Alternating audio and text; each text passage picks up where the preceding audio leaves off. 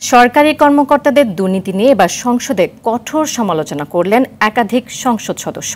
দফায় দফায় বেতন বাড়ানোর পরও দুর্নীতি হবে কেন, এমন প্রশ্ন তুলেছেন আওয়ামী লীগের যুগ্ম সাধারণ সম্পাদক মাহবুবুল আলম হানিফ। এ সময় নির্দিষ্ট সময়ে পরপর সরকারি কর্মচারীদের সম্পদের হিসেব হলফনামা আকারে প্রকাশের বিধান করার দাবি জানান তিনি। সরকার দলীয় আরেক সংসদ সদস্য বলেন, বিদেশি ব্যাংকে টাকা রাখেন সরকারি কর্মকর্তারা, কিন্তু দোষ হয় রাজনীতিবিদদের। সুফিয়ান ফারাবি রিপোর্টে দেখুন এর বিস্তারিত।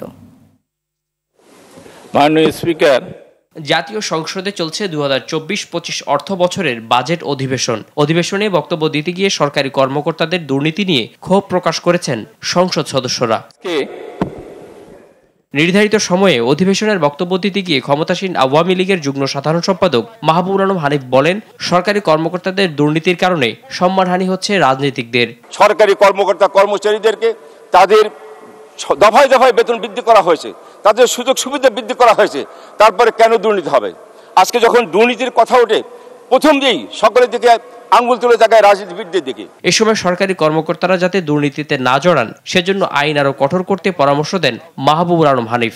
একটা ছাগলের মূল্য মাত্র যেটা হয়তো 120 কেজি হবে, যাকে 15 লক্ষ টাকা দিয়ে ছাগল কিনছে, এটা কারা করতে পারে?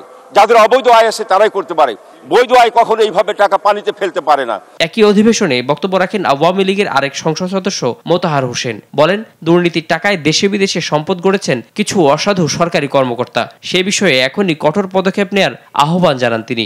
92% বাড়ি হলো সরকারি কর্মচারীদের, সেইটা আমি 87 সালে সার্ভে করে দেখছি। এখন তো আর বলা যাবে না, এত বাড়ি, এত জমি, এত ঘর বাড়ি হলো, আমাদের এত ইন্টেলিজেন্স কেউই টের পাইল না। তো রক্ষকে ভক্ষক হলে যা হয় তাই হয়েছে, কিন্তু এদের হাতে সবকিছুই। সুফিয়ান ফারাবি, RTV, ঢাকা।